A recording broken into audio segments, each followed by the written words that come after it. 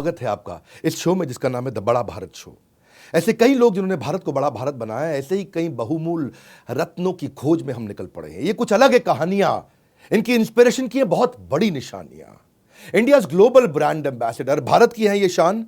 जिस little genius से आपको मिलाएंगे वो कर देगा आपको हैरान। अमूमन क्या होता है, हर बच्चे का कोई हीरो होता है, पर यह अपने आप में एक ऐसा बच्चा है जो सारे बच्चों का एक बच्चा ही हीरो बन चुका है। हर बच्चा बड़े बड़े हीरो देखता है, ये खुद ही अपने आप में सभी बच्चों का हीरो है। आइंस्टाइन तो आपने नाम सुना है, आईक्यू में इन्होंने आइंस्टाइन को आईक्यू में दी है सॉलिड टक्कर। हर सब्जेक्ट पे है इनकी जबरदस्त पकड़। आइंस्टाइन का आईक्यू एक्चुअली 160 था और इनका भी आईक्यू 150 है।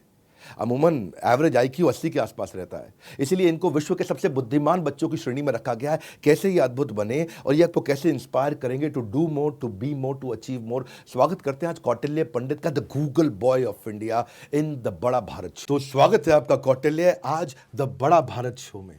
सो thank you very much sir, and it's my honour कि आज मैं एक ऐसे शो के अंदर हूँ जिसका सोल रीज़न है इंडिया के अंदर जितना भी इम्पॉर्टेंट टैलेंट है उसको बाहर निकालना, and it's really my honour and I'd like to thank you very much sir. मैंने आपके लिए शुरुआत ही ऐसे करी कि बच्चों के हीरो होते हैं और आप एक बच्चा होते हुए इतना बड़ा हीरो बने। आपके बचपन के मैंने बहुत वीडियोस देखे, बहुत प्यारे वीडियोस थे आपके, और आपको उठा करके कुर्सी पे बिठा देते थे और कुछ ज्योग्राफी के बड़े क्वेश्चंस आप लिया करते थे। तो क्वेश्चन आंसर तो लोगों ने आपके साथ बहुत किए। कौन बनेगा करोड़पति में आके बहुत फेमस हुए, आप इसरो में भी गए और आप अब्दुल कलाम जी से मिले, बहुत सारे आपको अवार्ड्स मिले। सबसे पहले अब्दुल कलाम जी से शुरू करते हैं, उनके साथ मिलने का एक्सपीरियंस कैसा रहा आपका? सर आप कभी भी किसी भी ऐसी पर्सनालिटी से मिलते हो, जैसे आज मैं आपसे मिल रहा हूँ, तो एक ऑरा होता है उनका, एक ऐसी एनर्जी होती है जो आपको फील होती है और वहाँ से आपको कुछ ऐसा सीखने को मिलता है, क्योंकि उस व्यक्ति ने, उन व्यक्तित्व ने इतनी सारी प्रॉब्लम्स फेस करी, इतना सारा कुछ अचीव करा, इतना ज़्यादा उनके पास एक्सपीरियंस है कि उनसे जितना नॉलेज मिलता है, उनसे आप जितनी देर इंटरैक्ट करते हो उतना ज़्यादा आपको अच्छा लगता है। तो किसी भी ऐसे व्यक्ति से मिलने में तो अलग ही लेवल का मज़ा होता है। और of course doctor APJ Abdul Kalam sir से मिलके तो बहुत ही अच्छा लगा, और वे वैसे मेरे आइडियल भी हैं, and in every point of time it feels really great. इनको देख के लगता नहीं है कि 13-14 साल के हैं, ऐसा फट आंसर देते हैं, बहुत बढ़िया। एक बात बताओ आप कौटिल्य, ये आप इतने इंटेलिजेंट शुरू से ही थे, मतलब ये कैसे हुआ? ये मेरा क्वेश्चन आता है मन में जब मैं सोच रहा था कि आपसे मिलने वाला हूँ। मैं सोचा कि आदमी इंटेलिजेंट जन्म से होता है कि कर्म से होता है? सर देखिए, सभी जितने भी लोग हैं उन सभी के पास एक इनबॉर्न टैलेंट होता है, क्योंकि everything is due to God's grace. भगवान की मर्जी से सब कुछ होता है, एंड everybody is God gifted. Everybody is God gifted whether they have their particular fields. बस ये मैटर करता है आप उसको थोड़ी सी नरिशिंग कर लो, थोड़ा सा आप अपने आप को जान जाओ, क्योंकि जब तक आप अपने अंदर की क्वालिटी नहीं पहचानते, जब तक आप उसको थोड़ा ग्रेस नहीं करते, जब तक आप उसमें अपनी थोड़ा सा एक्स्ट्रा एफर्ट नहीं डालते, तब तक वो आपका जो रियल टैलेंट आपका है वो आपको बाहर दिखता नहीं है, और जैसे भी आप करते हैं तो आ जाता है। तो ऐसी सिर्फ मेरी बात नहीं, सभी बहुत ही ज़्यादा इंटेलिजेंट होते हैं, and everybody is special and unique. तो मतलब ये हो गया कि भाई टैलेंट जन्म से तो सबके पास है, पर कर्म के लिए आपको थोड़ा नरिशिंग करो, उसको बिल्ड करो, डेवलप करो। तो क्लास में मैं सोचता हूँ, कई बार यार स्कूल में पढ़ते हो बच्चे, वहाँ क्लास में होते हैं लड़के लड़कियाँ, सब देखते हैं यार ये लड़का तो शुरू से इतना जीनियस है। तो मतलब ऐसा भी हुआ है कभी आप फर्स्ट नहीं आए क्लास में, थोड़ा पीछे आए रैंक में? वैसे सच्चाई बताऊं तो मैं आज तक फर्स्ट नहीं आया। Is it? Yes, and there's no problem with it. Though I've given exams of various other levels, and one thing, मतलब अब तो खैर मैं पढ़ाई पे ध्यान देने लग गया हूँ स्कूल की, और अब तो शायद फर्स्ट में कोई दिक्कत नहीं है। लेकिन हाँ, जब 7 तक तो या 6, 7, 8 तक तो पापा मम्मा ने कभी पूछा ही नहीं कि कितने मार्क्स आए हैं, नेवर एवर। तो आई थिंक आप नॉलेज बिल्ड करते रहे। हाँ सर, क्योंकि मार्क्स का एक सेट सिलेबस होता है, and that doesn't define your inborn intellect, that doesn't define your knowledge, and everything that you can get is from जब आप ज़्यादा चीज़ों को देखते हो, जब आप ज़्यादा चीज़ों को ग्रैस्प करते हो छोटी एज में, तो वो आपके लाइफ के लिए भी हर तरीके से वो आपके लिए बहुत ज़्यादा हेल्पफुल होती है। और 6-7 तक हाँ मार्क्स ठीक ठाक आते थे, बुरे तो कभी भी नहीं आए हैं, लेकिन हाँ फर्स्ट पे कभी ध्यान नहीं दिया और कभी कभी आया हूँ। मेरे को नहीं आपकी बात अच्छी लगी कि स्कूल की पढ़ाई सीमित है, और वो सीमित पढ़ाई आपके असीमित टैलेंट को डिफाइन नहीं कर सकती। नहीं सर, जैसे अब तो खैर मैं पढ़ाई के ऊपर, स्कूल की पढ़ाई पर काफ़ी ध्यान देने लग गया हूँ उसके थोड़ा, लेकिन मैंने कभी भी अपने जो अभी भी मैं बाहर की जितनी भी चीज़ें होती हैं उनको कभी भी नहीं छोड़ता, because always I try to learn something more. ये इतने सीरियस हो आप यार? कोई दोस्त भी है आपके? नहीं है सर, आप पूछोगे तो मैं I am one of the most unserious और hyper, not hyper, I am the most unserious kid, and I always try to enjoy everything. अभी मैं आपके साथ बात कर रहा हूँ, मैं भी पहले ऐसे नहीं था, अरे सर क्या होगा, आई वाज लाइक दैट। मेरे को था अरे विवेक सर से बात होगी, बहुत ही मजा आएगा। तो सीरियसनेस नहीं, एक्साइटमेंट के साथ में था। So it's always excitement, never ever seriousness. मैंने देखा अब तो आप now you become a motivational speaker. Sir motivational speaker हमारे करियर को खतरा तो सर नहीं है? नहीं सर, मोटिवेशनल स्पीकर सर आप कहाँ और सर हम कहाँ। सर आप तो अलग ही हैं सर। एक चीज़ तो कहना चाहूँगा कि मोटिवेशनल स्पीकर तो क्या सर, मेरे को बहुत सारे क्वेश्चंस आते हैं, बहुत सारे मेरे दोस्तों के, बहुत सारे बच्चे हैं, बहुत सारे मेरी उम्र के बच्चे हैं जिनको बहुत सारी प्रॉब्लम्स फेस करने को मिलती है। तो as a kid and You as a started student making YouTube videos around it. नहीं सर, जैसे हाँ मतलब मैंने 5-7 महीने से अपना करा है, क्योंकि बहुत सारे लोगों के कॉल आते थे और एक बार मेरा नंबर वायरल हो गया था। तो उसको ही करने के लिए, क्योंकि आप जिनका भी कॉल आते हैं वो बहुत ही अच्छे होते हैं, आपसे प्यार करते हैं, सभी का आप आंसर भी नहीं दे सकते क्योंकि इट्स नॉट प्रैक्टिकल। तो मैंने सोचा कि क्यों ना जो जनरल सवाल होते हैं उनको मैं अपने चैनल पर डालूँ। ना I am started uploading it हर चीज़ के। मेरा चैनल है अभी गूगल बॉय कौटिल्य के नाम से। गूगल बॉय कौटिल्य मिल गया, चैनल मिल गया। सब्सक्राइब करो फटाफट, पहले सब्सक्राइब कर लो वीडियो खत्म होने के बाद। तो कौटिल्य, एक बात बताओ यार, कभी दोस्तों से झगड़ा भी होता है या उनको कभी इनसिक्योरिटी हो जाती है, इसको सब मालूम है, या कभी रियल दोस्ती ना हो के फेक दोस्ती भी होती है? आप 9th में हो 10th में भी? सर 10th में। सर तो मैं ये कहना चाहूँगा कि दोस्त जो होता है that is not defined by something like this. और दोस्ती के अंदर कभी ये चीज़ें आती नहीं है। और ना क्योंकि मेरे दोस्त को मेरे से कम कैसे पता हो सकता है, वो तो मेरा दोस्त है। जितने भी आपके फ्रेंड्स होते हैं वो बहुत अच्छे होते हैं, सभी होते हैं। क्लास के अंदर हर कोई यूनिक होता है, उनको जो पता है वो मेरे को नहीं पता है, क्योंकि उनके पास कुछ ऐसा है जो कि बहुत ही ज़्यादा एडवांस है। एक एरिया मुझे लगता है जिसमें आप बहुत बड़ी इंस्पिरेशन है, और मैं आपको बड़ा भारत शो में इसीलिए इनवाइट करके लाया हूँ। आपको इनवाइट यहाँ पे इसीलिए किया है क्योंकि यहाँ वो पर्सनालिटीज ला रहे हैं जो भारत को रियली इंस्पायर कर रहे हैं। One thing which I want you to tell us something about memory. आपका मेमोरी बहुत स्ट्रांग है। हमने शुरू से देखा कि आपको बचपन से 3-4-5 साल के उठा के न्यूज़ चैनल पर बैठा दिया करते थे। मैं कोई रैपिड फायर नहीं खेल रहा आपके साथ, आप बहुत दुनिया के साथ खेल चुके हैं। मैं ये जानना चाहता हूँ, ये मुद्दा ये है कि ये मेमोरी आपकी मजबूत हुई कैसे, और बच्चों को क्या करना चाहिए अपनी मेमोरी को स्ट्रांग करने के लिए? सर देखिए, मैंने एक चीज़ इसके अंदर हमेशा नोटिस करी है कि शुरू से क्योंकि I got a lot of help from my parents, from my दादाजी, पापा जी एंड एवरीबॉडी टीचर्स। मेरे क्वेश्चंस थे और क्वेश्चंस सभी के पास होते हैं। हर बच्चे, मैंने देखा है, छोटे छोटे बच्चे होते हैं उनके पास ऐसे ऐसे क्वेश्चंस होते हैं कि अगर आप उनको बताने बैठो तो आपको लगेगा कि अरे इनकी जो इमेजिनेशन और क्यूरियोसिटी है ये बहुत ही ज़्यादा है। मेरे क्वेश्चंस थे और उन्हीं क्वेश्चंस को आंसर किया एंड और ये मेरा मतलब I was really fortunate enough कि मेरे जो पेरेंट्स थे और जिनसे भी मैं मिला, अगर मैं इमेजिन करी आज किसी से मिलता हूँ तो उनसे मैं कुछ पूछता, वे मेरे को बता देते। तो उससे क्या है कि मेरी अंडरस्टैंडिंग डेवलप हुई और मेरे को अगर मैं कुछ भी पढ़ता तो मेरे को आसान लगता और मेरे को समझ में आता और उसके अंदर मेरे को इंटरेस्ट हो जाता तो मैं और पढ़ता। तो ऐसा नहीं था कि मेरे को मैं कुछ इसका ट्रिक यूज़ करता है, पोर्शन, इट वॉज जस्ट मेरे को ईजी लगता, अंडरस्टैंडिंग होती। So what you're saying is कि memory is a function of understanding. Yes sir. जितनी अच्छी अंडरस्टैंडिंग उतनी अच्छी मेमोरी। तो आप कॉन्सेप्ट को समझ जाएं। हाँ, मैंने आपका कोई फॉर्मूला भी अभी सुना था रिसेंटली कि आप डिटेल में जाते हैं, उससे पहले आप कॉन्सेप्ट, कॉन्टेक्स्ट, कंटेंट, तो ये मतलब CCD। Yes sir. तो ये मतलब मैंने एक तरीके से सोचा और मैंने खुद इसको अप्लाई करता हूँ और मैंने कई जगह से इसको देखा है। इसको मैंने प्रैक्टिकली अप्लाई। क्या होता है CCD? सर देखिए, सबसे पहले अगर हमको कोई चीज़ करनी है, कोई भी चीज़, इट इज़ नॉट डिपेंडेंट कि आप इसको पढ़ाई के वे में या किसी भी चीज़ के में, तो जनरली प्रॉब्लम्स कब आती है? फॉर एग्जांपल आपको कोई हिस्ट्री की कोई चीज़ याद करनी है, कई बच्चों को हिस्ट्री डिफिकल्ट लगती है। उसका रीज़न क्या है? वो डायरेक्ट डेट्स के अंदर घुसते, डायरेक्ट फैक्ट्स के अंदर घुसते, जिनसे मार्क्स आते हैं, उसके अंदर उनको प्रॉब्लम आएगी। लेकिन आपको क्या करना होगा, आपको पहले उसके बेसिक्स समझने होंगे कि क्या क्या वो चीज़ें हैं। उसके बाद उसके अंदर क्या कॉन्सेप्ट अप्लाई हो रहे, क्या वो आपसे कहना चाहते हैं, क्या उसका रीज़न है। आपको ये तो पता हो कि वो क्या है, उसके बाद उसका रीज़न पता हो, और उसके बाद जो डेप्थ है वो तो आता है, आप कितना भी पढ़ लीजिए उतना ही कम है। तो ये कह रहे हैं कि डेप्थ में जाने से पहले आप कॉन्सेप्ट यानी कि कंटेंट और उसका कॉन्टेक्स्ट, इसको अगर आपने पकड़ लिया तो आपको कहानी मिल जाएगी, किस्सा समझ में आ जाएगा, किरदार निकाल लोगे, किस्सा कहानी किरदार, ये मेरा नया फॉर्मूला निकला है। ओके, सो गुड यार, it is inspiring to meet you. आप इसरो भी गए थे बेंगलुरु? कितने साल के थे? सर शायद अभी 2 या 3 साल, कोरोना से 1-2 साल पहले की बात है।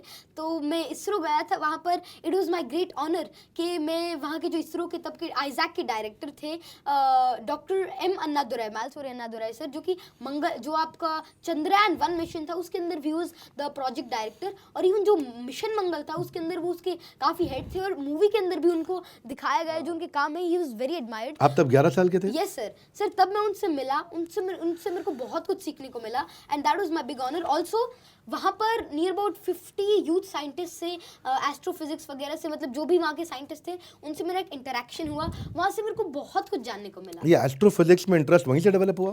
सर एस्ट्रोफिजिक्स के अंदर इंटरेस्ट मेरे को पहले से था, हाँ, वहाँ से जाकर मुझको बहुत कुछ सीखने को मिला। और जब भी आप किसी चीज़ को थोड़ा और जानते हो तब आपको उस चीज़ से और प्यार होने लग जाता है, और फिर आपको उसमें और मज़ा आने लगता है। बहुत सुंदर, बहुत सुंदर। ये जो डेप्थ की आपने बात करी, एस्ट्रोफिजिक्स, ये जनक भाई थोड़ा बताओ क्या होता है एस्ट्रोफिजिक्स?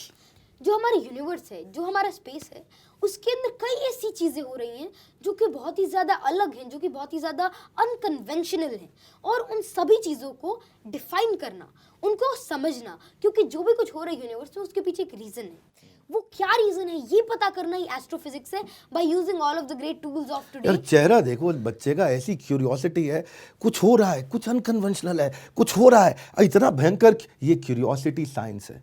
ये चाहता हूं मैं बड़ा भारत शो में आप पकड़िए, ये क्यूरियोसिटी जिसकी बात शुरू करी आज कौटिल्य ने, ये क्यूरियोसिटी जिसके अंदर है, जो पैशनेटली क्यूरियस है, उसकी लर्नेबिलिटी का कर्व सबसे ऊंचा होता है। बचपन कैसा रहा आपका? मतलब डांट पड़ती थी, मार पड़ती थी, कभी गुस्सा खाते थे पेरेंट्स, या हमेशा आपको इनकरेज किया उन्होंने? तो कैसा आपका चाइल्डहुड कैसा रहा पेरेंट्स के साथ? सर मेरा चाइल्डहुड कैसा रहा ये तो मैं कहना चाहूँगा कि अभी भी मेरा चाइल्डहुड ही चल रहा है, और बहुत ही अच्छा है, कोई प्रॉब्लम नहीं है। मानना हाँ, कितना मुश्किल है। डांट भी पड़ती है, पिटाई भी हो जाती है, कॉमनली हो जाती है, कोई प्रॉब्लम नहीं है, लेकिन हाँ प्यार भी उससे ज़्यादा है। और सबसे बड़ी बात है कि अभी मैं 14 ईयर्स का हूँ, और अभी भी मैं अपने पापा जी के गले लग के सोता हूँ, और मेरे को बहुत ही अच्छा लगता है। तो ऐसी कोई बात नहीं है। हाँ, अगर आप कुछ गलत करते हो, अगर आप थोड़ा वो, तो थोड़ी बहुत डांट या समझनी तो ज़रूरी है, क्योंकि आजकल के बच्चों को डांट मार नहीं पड़ती, आपको क्या लगता है पढ़नी चाहिए कि नहीं? सर देखिए, आपको बच्चों को ये नहीं पता होता, या फिर किसी को भी जो जनरल आजकल का है, कि उनके वेल विशर्स कौन है। पेरेंट्स बहुत ही बड़े वेल विशर्स होते हैं, उनके सपने आपके लिए, हाँ, वे आपके लिए सबसे अच्छा चाहते हैं। अगर इमेजिन करिए आपको कुछ और बने और वे आपको कुछ और कहते हैं, तो हाँ, वो आपकी बात को डिफाइन नहीं करते, लेकिन वो आपके लिए बेस्ट चाहते हैं। हाँ, आप उसके अंदर अच्छे हो नहीं, वो अलग बात है। तो parents always look for your best, और अगर वे कुछ ठीक कहते हैं तो उसको सुनो, क्योंकि उनके पास एक एक्सपीरियंस है, और उनके पास कुछ ऐसी चीज़ें हैं जो आपको बहुत हेल्प करने वाली हैं। और जब तक आपके पास डांट नहीं लगती, जब तक आपके ऊपर थोड़ी मार नहीं लगती, तब तक आप उस लेवल पर नहीं पहुँच पाते। क्योंकि अगर किसी पत्थर को मूर्ति बनने के लिए बहुत ज़्यादा घिसाई की ज़रूरत होती है, बहुत ज़्यादा मार की ज़रूरत होती है, और वही पेरेंट्स करते हैं, और वही कोई भी टीचर, आप जैसी कोई भी इतने अच्छे व्यक्ति जो सभी को इंस्पायर करते हैं, कोई इंस्पिरेशनल पर्सन, कोई टीचर यही काम करते हैं। वे आपके ऊपर थोड़ी थोड़ी आपको कार्व करते हैं, उसमें भले आपको चोट आ सकती है, भले आपको दिक्कत होगी उसको अप्लाई करने में, लेकिन एंड में जाके वो आपके लिए हमेशा बहुत ही अच्छा रहेगा। इतने संस्कार हैं आप में, इतने संस्कार हैं, कहाँ से इतने संस्कार आ गए भाई? ये तो अनबिलीवेबल। एक बात पूछना चाहता हूँ आपसे। जी सर। संस्कार इतने हैं, पढ़ाई में भी अच्छे हो, नंबर भी अच्छे आ रहे हैं, कभी चीटिंग करी है आपने? सर चीटिंग तो शायद करी नहीं है अब तक, ऐसा तो लगता है, क्योंकि चीटिंग ये चीज़ होती है, चीटिंग आप किससे कर रहे हैं, वो आपको पता होना चाहिए। अगर आप चीटिंग खुद से कर रहे हैं तो खुद से क्यों चीटिंग कर रहे हो, पहली बात तो ये है। हाँ, ऑनलाइन क्लासेस के अंदर कभी ऐसा हुआ है कि ऑनलाइन क्लास 1-2 अटेंड नहीं करी, और पेपर, मतलब ऑनलाइन क्लासेस के दौरान तो बहुत आते थे मैसेजेस, आते थे कि कुछ सीखो, कि मैसेजेस आते थे कि कुछ बताओ, आते थे। तो हाँ, कब 1-2 बार, ज़्यादा से ज़्यादा वैसे नहीं करी। आपसे पहले मैं अभी पीछे आनंद कुमार जी से भी मिला, जी सर। सुपर 30 वाले, वो भी मैथमेटिक्स के चैंपियन, आप भी मैथमेटिक्स के चैंपियन। अभी 10th में आई नहीं आप, मैं सुना आर डी शर्मा 12th के ट्रिग्नोमेट्री वो सब सॉल्व कर दिया, यूट्यूब चैनल पे अपने IIT JEE की पूरी उसका एग्ज़ाम आपने वहाँ क्रैक करके दिखा दिया। तो ये मैथमेटिक्स से इतना प्यार, मेरे को तो इंटीग्रेशन और डिफरेंशिएशन वो मेरी जान खा गया था। वो 32 नंबर मैं ज़िंदगी में नहीं भूल सकता। 4 सब्जेक्ट में जितना मैंने टाइम लगाया उतना वो 32 नंबर इंटीग्रेशन डिफरेंशिएशन पर लगाया। ये मैथमेटिक्स से इतना प्यार कैसे हो गया? सर देखिए, वैसे मैं आनंद सर से मिला हूँ, मैंने उनसे बहुत कुछ जाना है। और अगर आप जो RD शर्मा की बात करें, तो जब मैं 2nd क्लास के अंदर था, तब मैंने 10th क्लास की ट्रिग्नोमेट्री और प्रोबेबिलिटी 2 रातों के अंदर फिनिश कर दी थी। तो एक सर थे मैथमेटिक्स गुरु डॉक्टर RK श्रीवास्तव सर, सो उनकी गाइडेंस के अंदर मैंने वो करा था। और मैथमेटिक्स क्या है? Mathematics is pure knowledge, it is application. Physics is application of mathematics, but mathematics is application of knowledge and logic.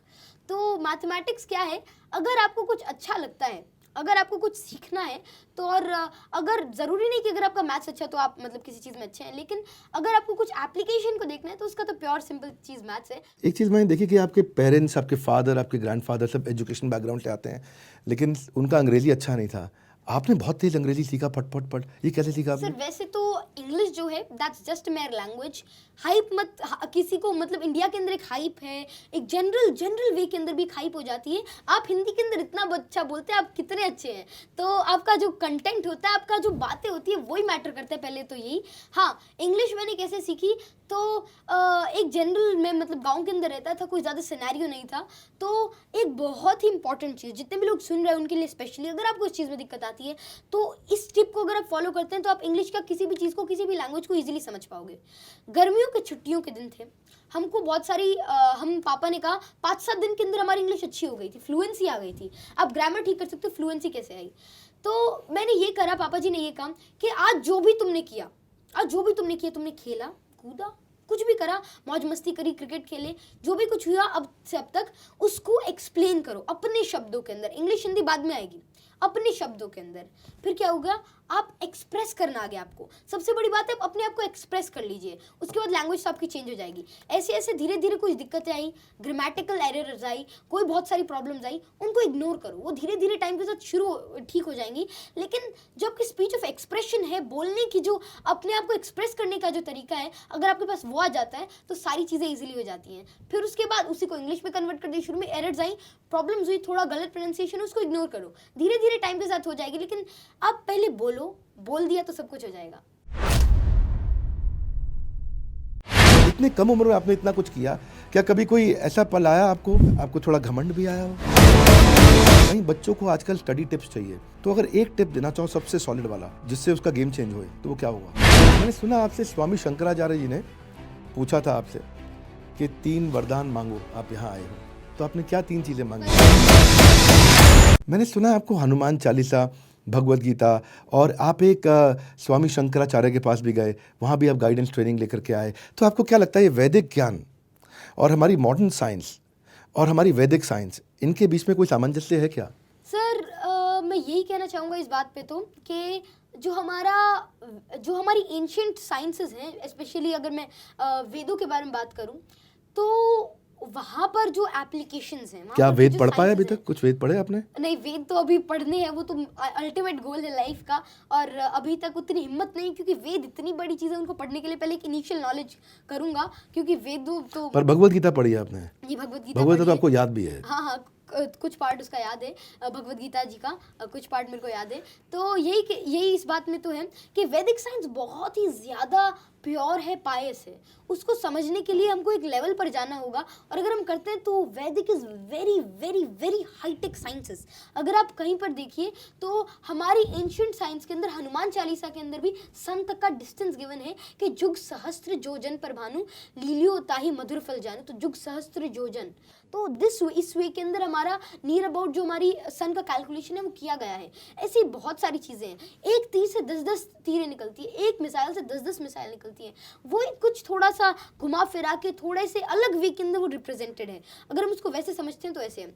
हाँ, जितने भी एंशिएंट स्क्रिप्चर्स होते हैं वो बहुत ही ज़्यादा पायस होते हैं. हमारे की तो बात ही अलग है, लेकिन हर उसके अंदर, ऐसे मैं सभी के लिए कहना चाहूँगा, जिसके अगर आप जो एल्जेब्रा है दैट इज़ गिवन बाय अरेबिक्स, तो उनका भी बहुत बड़ा रोल है, सभी का रोल है. हाँ, वैदिक साइंस क्योंकि सबसे ज़्यादा पुरानी है, इसलिए उसकी जो वैरायटी वो सबसे ज़्यादा है. लवली यार, लवली. हाँ, क्या बहुत स्पीड से बोलते हैं यार ये.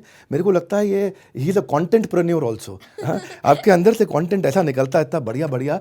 तो आपने जो हनुमान चालीसा से भी बताया, और आप काफ़ी कविताएं भी पढ़ते रहे. भगवत गीता में आपको कोई श्लोक इंस्पायर करता है? जी सर, भगवत गीता के अंदर जो 15वां अध्याय है, उसका एक श्लोक है कि ऊर्ध्वमूलम अधः शाखम अश्वत्थम प्राहुरव्यम छंदांसि यस्य पर्णानि यस्तम वेद स वेदवित्. ये 15वां अध्याय शुरू होता है यहाँ हाँ, से. जो इसका पहला श्लोक है, तो इसका मतलब ये होता है, defines what is universe, it defines what is knowledge. तो ये श्लोक मेरे को बहुत ही अच्छा लगता है, और इसको मेरे जो मेरे गुरुजी हैं, गुरुजी क्या कहूँ, मेरे एवरीथिंग इज ऑफ माइंड। सो स्वामी श्री अविमुक्तेश्वर आनंद सरस्वती जी महाराज, तो वे मेरे आध्यात्मिक गुरु हैं। तो उन्होंने मेरे को इसका मतलब समझाया था, और जैसे ही मैंने उसको समझा, जैसे ही मैंने उसको सुना, तब से इसके ऊपर एक अलग सी वो बैठ गई, क्योंकि of course that is my field. और उसको रिलेशन के अंदर एक one of the best veg के अंदर इसको समझाया है कि क्या यूनिवर्स है, और दैट डेफिनेशन ऑलवेज स्ट्राइक्स मी। ये आपका इतना अमेजिंग फोकस है, कभी डिस्ट्रैक्टेड नहीं लगते आप। मैं आपको बात करते करते आपके कैरेक्टर को, आपकी पर्सनालिटी को समझ रहा हूँ कि अगर मैं डिफाइन कर सकूँ कि एक बच्चे के लिए क्या क्या चीज़ें इंस्पिरेशन निकल सकती हैं इससे। वीडियो बहुत काम का रहने वाला है आपके लिए, कि क्या क्या चीज़ें इसमें से इतने कम उम्र में आपने इतना कुछ किया। क्या कभी कोई ऐसा पल आया आपको कि आपको थोड़ा घमंड भी आया हो, यार अब तो सर देखिए, सर घमंड आना होता है, लेकिन मेरे को पता है कि घमंड आए नहीं, क्योंकि मेरे पापा, मेरे ऊपर मेरे मम्मा पापा हैं या दादाजी वगैरह हैं। घमंड आएगा तो थप्पड़ आ जाएगा, कोई प्रॉब्लम नहीं है। तो उसके बाद तो मैं सेफ हूँ, मेरे को कोई टेंशन नहीं है उसकी। आए भी गा तो ठीक हो जाएगा, मेरे को उसकी कोई टेंशन नहीं है, क्योंकि घमंड आएगा तो प्रॉब्लम्स आएंगी, लेकिन अभी मेरे को उसकी कोई टेंशन नहीं, क्योंकि ऊपर है, ऊपर वाला सब ठीक कर देगा। तो ये है। और बचपन से ही घमंड के ऊपर तो काफ़ी कुछ बताया है। एक कविता है, एक कविता का एक अंश है कि रावण हो या दुर्योधन हो, रावण हो या दुर्योधन हो, हिटलर हो या मुसोलिनी, उसका मान मिला मिट्टी में जिसको भी अभिमान हो गया। तो जब रावण जैसे व्यक्तित्व को अभिमान की वजह से ऐसा हाल हो सकता है, तो हम क्या हैं? इतनी विनम्रता आई कहाँ से? इसका क्या चक्कर क्या है? मतलब आप कैसे इतने हम्बल हो गए? हम्बल एक चीज़ तो है कि जितना ज़्यादा पढ़ते हैं उतना ज़्यादा हम्बल होते हैं। और अभी हम्बलनेस तो मेरी कुछ भी नहीं है, क्योंकि मैंने देखा है, जब मैं doctor APJ Abdul Kalam sir से मिला, तब मैंने उनके हम्बलनेस को ऑब्जर्व किया। और वो हम्बलनेस शायद ही, मतलब मैंने लोगों के अंदर ऑब्जर्व करी, लेकिन बहुत रेयरली, क्योंकि उनके पास एक ऐसा नॉलेज है, उन्होंने हर फील्ड के अंदर पढ़ा है, सिर्फ साइंस वगैरह के अंदर नहीं, उन्होंने लाइफ को समझा है। तो जैसे जैसे आपको थोड़ा बहुत बढ़ता जाता है, जैसे आप कितने हम्बल हैं, उसका रीज़न ये है कि आपने इतना कुछ गेन करा है। क्योंकि जैसे जैसे आप चीज़ों को गेन करते हो, वैसे वैसे आपको पता चलता है कि अभी तो हमको कुछ भी नहीं पता है, क्योंकि हर चीज़ एंडलेस है। तो जैसे जैसे अगर आप एक कुएं के अंदर हो और उसके मेंढक हो, तो आपको लगता है कि अरे मेरे को तो बहुत अच्छा कुछ आता है, आप अपने तुरम खान बने रहते हो। लेकिन जैसे ही आप आउटर वर्ल्ड को ऑब्जर्व करते हो, थोड़ा सीखते हो, तब आपको रियलिटी का पता चलता है। और ये जितनी सबसे बड़ी बात है कि जितना ज़्यादा कोई गेन करेगा, उतना ज़्यादा वो हम्बल होगा, क्योंकि उसको पता है कि अभी बहुत कुछ अचीव करना बाकी है। माय गॉड, ये कहाँ से आ गया यार? ये हमारे सेशन में अनइमेजिनेबल। एक मिडिल क्लास जो लोग होते हैं, आप तो इस सब माता पिता को टेंशन में डाल दोगे यार। वो बेचारे जो माँ बाप देख रहे होंगे, वो तो अपने बच्चे को लेकर चप्पल मारेंगे, देख उसको, देख। तो ये क्या आपको लगता है आप आजू बाजू के बच्चों के जीवन में प्रेशर क्रिएट कर देते हो? नहीं, जो भी ऐसा सोच रहे हो, प्लीज भैया टेंशन नहीं लेने की बात है, ऐसा नहीं है। एक चीज़ तो है, देखिए, सभी गलतियाँ करते हैं, सभी शरारत करते हैं, मैं करता हूँ, कोई प्रॉब्लम नहीं है। आपको क्या है, आप अपने आप को थोड़ा सा सीख लो। और आई am not ideal case, nobody is ideal, दो देयर आर सम पीपल। अगर आप उनको देखिए, अगर आप राम जी के जीवन को देखिए, भगवान श्री राम के जीवन को देखते, तो वो आइडियल केस है। और उनको देखो तब आपको लगता है, तो अगर हम ऐसे देखें, तो जो भी कोई रामचरितमानस पढ़ता है, तो उनको लगना चाहिए कि नहीं। लेकिन हाँ, सभी अलग होते हैं, सभी कोई किसी फील्ड में अच्छा, कोई किसी में, किसी का नेचर वैसा। आपको बस ये करना है, अगर आप ठीक पाथ के अंदर हैं, अगर आप अभी तक आपके अंदर ज़्यादा प्रॉब्लम्स नहीं है, तो आप अच्छे हैं, कोई प्रॉब्लम नहीं है। आपको किसी से कंपेयर नहीं होना है। आपको ये नहीं देखना कि अगर मैं ऐसे बोल रहा हूँ, अगर आप इतने अच्छे स्पीकर हैं और अगर कोई नहीं है, तो उसको टेंशन लेने की बात नहीं है। आप उनसे इंस्पायर होइए, आप सर से इंस्पायर होइए, आप किसी से इंस्पायर होइए, लेकिन आप कंपेयर मत कीजिए, क्योंकि आप उनसे बहुत बड़े भी हो सकते हैं किसी और फील्ड के अंदर। बहुत खूब, बहुत खूब, आपके लिए बनाया, बहुत खूब, जबरदस्त। कंपेयर, कंप्लेन, क्रिटिसाइज नहीं करने का है, आपको रिकग्नाइज, रिफॉर्म, रेक्टिफाई करना है। देखो आप किस में अच्छे हो और उसमें आगे बढ़ना है। क्या मतलब इतना अमेजिंग नॉलेज।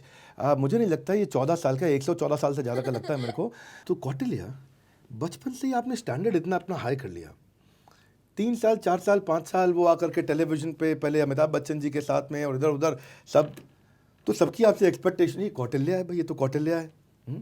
अच्छा, इतना ग्लैमर भी हो गया, स्टारडम भी हो गया, तो आपको नहीं लगा यार ये इसके बिना वाली लाइफ तो मैं देख ही नहीं पाया, मतलब यार मेरी लाइफ सिंपल नहीं रह गई, और मेरे से इतना एक्सपेक्ट करते हैं, तो प्रेशर भी होता है। सर मेरी लाइफ कहाँ सिंपल नहीं है सर। मैं तो देखिए आपको कई सारी चीज़ें, इसको मैं ऐसे नहीं ले रहा, I am not taking this in this way, क्योंकि हर चीज़ के दो पहलू होते हैं। Like there are two faces of a coin.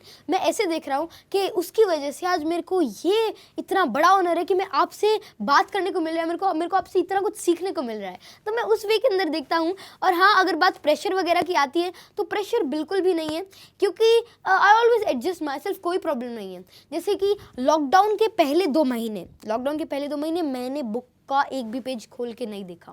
No problem. मैंने पापा जी के साथ सुबह से शाम तक क्रिकेट खेली और रात को मजे करके रात तक 2-2 बजे तक टीवी देख के सोए, कोई प्रॉब्लम नहीं। फुल एंजॉय किया, अलग अलग चीजें करी। फिल्में देखते हो आप? हाँ, पापा जी के साथ रात को देखते हैं। कौन सी फिल्म पसंद है आपको, किसकी? मेरे को जैसे जो मेरे फेवरेट एक्टर है ही Salman Khan, but I like a lot of films and I have a lot of films in my bunch, तो मेरे को कई सारी अच्छी लगती है। तो उसके बाद मैंने क्या करा, मैंने 1 हफ्ते के अंदर अपनी 9th और 10th की साइंस कंप्लीट कर दी। मैंने हिस्ट्री, इंडियन हिस्ट्री का एक बार बेसिक पूरा 1 दिन के अंदर ले लिया। तो ऐसे मैं ये देखता हूँ कि बहुत फोकस के साथ बैठते जब भी मैं पढ़ता हूँ तब मैं पूरी जान लगा के पढ़ता हूँ। I always do something wholeheartedly. I never कि मैं मतलब आपका ध्यान कहीं और आ रहा है और अगर आप पढ़ कुछ और रहे हो। कई दिनों से ये बहुत बड़ा लेसन है। जब खेल रहे हैं तो जान लगा के खेलो, और जब पढ़ रहे हैं तो पूरी जान लगा करके पढ़ो। शायद पूरे लॉकडाउन में मेरी कोई अच्छी सीटिंग नहीं थी, मैं ज़्यादा देर पढ़ता नहीं था, और अभी भी कुछ दिन पहले तक मैं इतना ज़्यादा नहीं पढ़ता था। लेकिन अभी मेरे को कुछ अब लगता है कि अब मैं कुछ और ज़्यादा अच्छा करूँ, तो मैं पिछले 2 दिन से 5:30 बजे तक पढ़ता हूँ, शाम को, सुबह तक। हाँ, सारी रात। हाँ, तो क्योंकि मज़ा आ गया, जस्ट द रीज़न। और ज़रूरी नहीं है कि ये आप करो, क्योंकि आपका वर्क क्लॉक, आपका हर चीज़ डिफरेंट होगा। तो जब आपका मन करे, जब आपको पढ़ना है, तब आप पूरी जी जान लगा के पढ़ो। और कॉन्टिन्यूटी, किसी भी चीज़ में कॉन्टिन्यूटी को मत छोड़ना।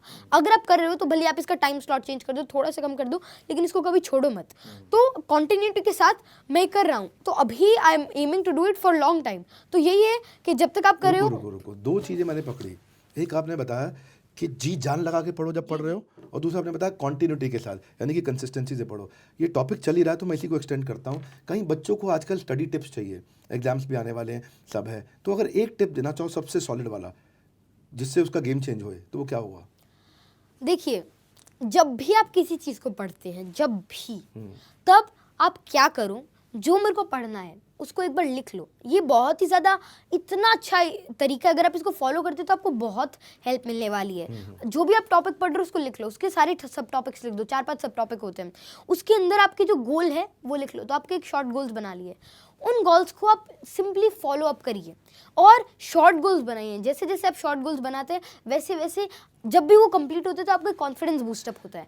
उसके बाद आपको क्या करना है, पढ़ते टाइम आपको उसका कॉन्सेप्ट एक बार समझ लो, सीसीडी वाली ट्रिक अप्लाई कर लो, कोई प्रॉब्लम नहीं आनी।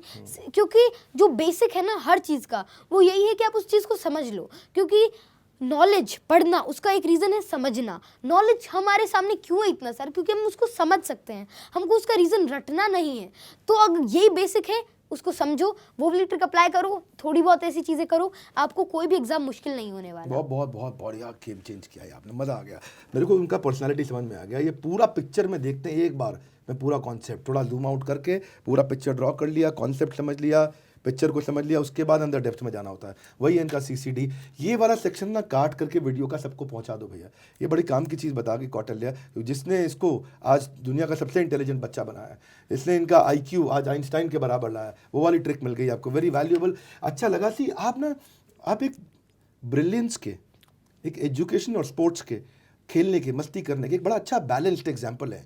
तो आपका स्टूडेंट लाइफ, स्टडी लाइफ और स्पोर्ट्स लाइफ, मुझे सब कुछ नज़र आ रहा है। तो इसको करते कैसे हो? जब आप एक चीज़ में बहुत घुल जाते हो तो फिर वापस कैसे आते हो उससे? मतलब मेरा क्वेश्चन आपका डे स्केड्यूल को लेकर के है।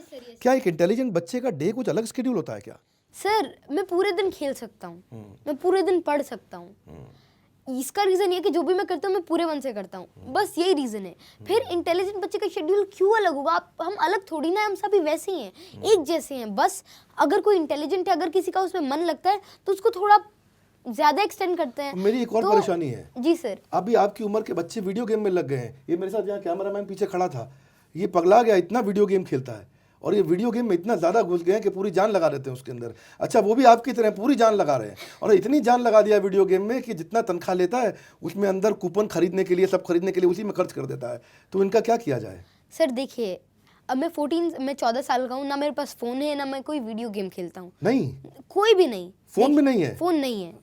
तो एक सिंपल सी बात है, देखिए, एक सिंपल सी, स्पेशली फॉर पेरेंट्स, और ये मेरे पापा जी भी कहते हैं और ये मेरे को बहुत ही अच्छी लगी बात।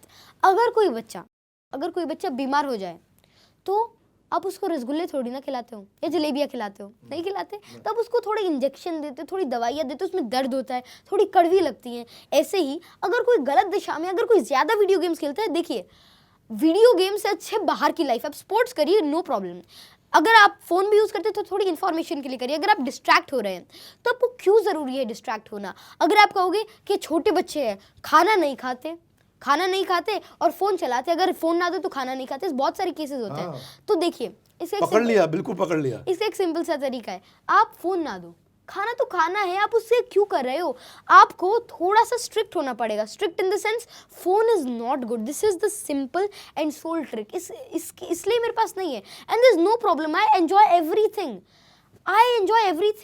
कोई प्रॉब्लम नहीं। मैं कितनी भी देर स्पोर्ट्स खेलता हूँ, मैं देखता हूँ कि बच्चे पार्क के अंदर आते ही नहीं है। क्यों नहीं आते? जब बाहर की लाइफ इतनी ज्यादा अच्छी है, जब बाहर इतना कुछ एक्सप्लोर करने के लिए, तो आप क्यों सोशल मीडिया के अंदर, आप क्यों एक वर्चुअल गेम के अंदर अपना पूरा माइंड फोकस कर रहे हो? आप बिल्कुल वीडियो गेम नहीं खेला आपने? सर बिल्कुल भी नहीं। This is unimaginable. हाँ, सर फोन है ही नहीं। सर फोन पेरेंट्स ने दिया ही नहीं, और उन्होंने कहा, एंड आई आल्सो फाइंड, मेरे को फोन अब अच्छा ही नहीं लगता इतना। आप इंफॉर्मेशन सोर्स के लिए भी आप जितना चाहिए उतना तो ठीक है, क्योंकि फ़ोन के कई बहुत सारी अच्छाइयाँ भी हैं, लेकिन जब डिस्ट्रैक्शंस आ जाते हैं तो आपको थोड़ा स्ट्रिक्ट होना पड़ेगा। ये कोई बड़ी बात नहीं है, इसमें आपको लगेगा कि अरे नहीं, अगर मैं प्रॉब्लम हो जाऊंगा, अगर मैं फ़ोन नहीं दूँ तो बच्चे तो रिवॉल्यूशनाइज हो जाएंगे, रिवॉल्यूशन करेंगे, ऐसी कोई दिक्कत नहीं है। थोड़ी सी प्रॉब्लम आएगी, थोड़े से गुस्सा होंगे, मतलब अगर लगाना पड़े तो एक आधा लगा देना, कोई प्रॉब्लम नहीं। लगाने से डरते क्यों हैं? नहीं लगा दे, मतलब। हाँ, अच्छा, हाँ, सच में कोई प्रॉब्लम नहीं। रियलिटी ये है, सुनने में थोड़ी हार्श लगे वो कोई नहीं, लेकिन असलियत में ऐसा ही होता है। स्ट्रिक्ट होना चाहिए। हाँ, थोड़ा सा, ज्यादा नहीं, थोड़ा सा। एक और चीज़ होती है, अगर आप ज़्यादा फ़ोन दे दे तो एक कई बार स्टेज पर आ जाते हैं कि उनकी आई साइट बहुत ज़्यादा वीक होती है। तो कुछ भी नहीं, कई बच्चे वीडियो गेम्स के बिना डिप्रेस्ड हो जाते हैं, कई डिप्रेशन के अंदर आ जाते हैं, कई को बहुत सारी प्रॉब्लम हो जाती है, एडिक्शन आ जाती है, और addiction is very very very bad. तो एडिक्शन से बच के रहो। बाकी सारी चीज़ें हाँ 15-20 मिनट खेलना है, क्योंकि मना करोगे तो आप मेरे को गुस्सा आओगे, तो खेल लो 15-20 मिनट। वेरी गुड है। अगर कंप्लीटली मना हो गया तो कहेंगे, तो बाद में कहेंगे कौटिल्य ने मना करवा दी। तो नहीं, 15-20 मिनट खेलो, एडिक्ट मत हो, बस इतना ध्यान रखो। कूपन कोड क्या नया है उस सारे टाइम उसको मत देखो। 15 मिनट खेलना है, खेलो, एंजॉय कर लो, लेकिन क्लास के अंदर पढ़ते वक्त, स्पोर्ट्स में खेलते वक्त ये मत चेक करो कि कल क्या कूपन आने वाला है, कल क्या गेम आने वाला है, कल क्या वर्जन आने वाला है। मत सोचो, बाहर में मत सोचो, जब खेल रहे हो खेल लो, नो प्रॉब्लम। जो गूगल बॉय का मतलब हो गया कि भाई जिसके पास इतना रिजर्वायर ऑफ नॉलेज हो, आपको आध्यात्मिकता का भी बहुत अच्छा रिजर्वायर है आपके पास नॉलेज का। मैंने सुना आपसे स्वामी शंकराचार्य जी ने पूछा था आपसे कि 3 वरदान मांगो, आप यहाँ आए हो, तो आपने क्या 3 चीज़ें मांगी? वरदान तो नहीं, इच्छा पूछी थी। इच्छा? तो हाँ, तो मतलब जब मैं गया था पहली बार काशी जी, तो उन्होंने मेरे से पूछा था, तो सबसे पहले तो मैंने उनसे सद्बुद्धि मांगी कि अगर कुछ भी हुआ तो I should always look for better thing. तो मैंने सद्बुद्धि मांगी। उसके बाद मैंने मांगा पंचजन्य शंख, क्योंकि मुझे कृष्ण जी बहुत अच्छे लगते हैं, और वे तो सभी के आइडियल है, और उनकी तो बात ही निराली है। तो उनसे इंस्पायर होकर मेरे को लगा कि मेरे को पंचजन्य शंख काफ़ी अच्छा लगा, तो मैंने उसकी कही। और तीसरी बार कहा कि मेरे को गंगा किनारे गाय के गोबर से स्नान करना है। अरे वाह, अच्छा, वेरी अनयूजुअल। हाँ, पांचजन्य शंख मांगा, ये कृष्ण का शंख होता है, और गंगा किनारे गोबर से स्नान करना, गाय के गोबर से, इसको बहुत शुद्ध माना जाता है शास्त्रों में। और तीसरी चीज़ आपने बताई कि आपने सद्बुद्धि मांगी, वेरी अनयूजुअल। और कुछ नहीं आया मन में कि कुछ मटेरियल पोजेशन मांगूं? मतलब बचपन में बच्चे जो है ना, खिलौने मांगते हैं, खेलने की चीज़ें मांगते हैं, और कुछ मांगते हैं जिससे उनको एक्साइटमेंट आए, और पर आपका इंटेलेक्ट जो है वो इतना बैलेंस्ड है, मैंने देखा है, इतना बैलेंस्ड है, इतना सोबर है कि आप कभी भी एजिटेट नहीं होते किसी भी अपनी डिज़ायर के द्वारा। तो ये कैसे हुआ? ये भी आपको लगता है शास्त्रों के ज्ञान से हुआ? सर तब तो छोटा था और शास्त्रों के ज्ञान खैर खुद नहीं पढ़ा था, लेकिन जैसे जैसे आप सिनेरियो के अंदर रहते हैं, जैसे जैसे आप लोगों से मिलते हैं, वैसा वैसा आपका थॉट्स डेवलप होते हैं, वैसा ही आपके अंदर से आपकी आवाज़ें आने लगती है। अब मैं आज आपसे मिला तो मैं अभी यहाँ से कुछ लेकर जा रहा हूँ, कुछ अच्छा और पॉजिटिव लेकर जा रहा हूँ। ऐसे ही तब तक मैं बहुत सारे लोगों से मिला, उनसे अच्छाई ली और उसी का ही शायद ये थोड़ा बहुत था। कौटिल्य पंडित को इतने सारे अवार्ड मिल चुके हैं। यहाँ हमारे हरियाणा के मुख्यमंत्री ने भारत गौरव अवार्ड मिला बाद में, उसके बाद गवर्नमेंट ऑफ यूएई ने इनको रिकग्नाइज किया, चाइल्ड प्रोडिजी। हाँ, he is a true ambassador of बड़ा भारत। ये वो व्यक्ति जिन्होंने भारत को बड़ा किया इतनी छोटी उम्र में। अब इनके पास जिम्मेदारियां भी बहुत सारी आ गई, इतनी सारी जिम्मेदारियां कैसे निभाएंगे मुझे समझ नहीं आता। और अब यहाँ ये बोल रहे हैं कि मैं किताब भी लिखना चाहता हूँ। मैंने सुना आपकी किताब बच्चों के ऊपर लिखने की इच्छा है कुछ? जी सर मैंने एक बहुत ही बड़ी प्रॉब्लम फेस तो नहीं करी, मैंने ऑब्जर्व की है। वो है communication gap, specially between parents, students, teachers. Students और पेरेंट्स और स्टूडेंट्स और टीचर्स के बीच में एक बहुत बड़ा कम्युनिकेशन गैप है और वो इरेडिकेट ईजिली हो सकता है। और उसके कई सारे तरीके मैं उसके अंदर अपनी बुक के अंदर फोकस करना चाहता हूँ।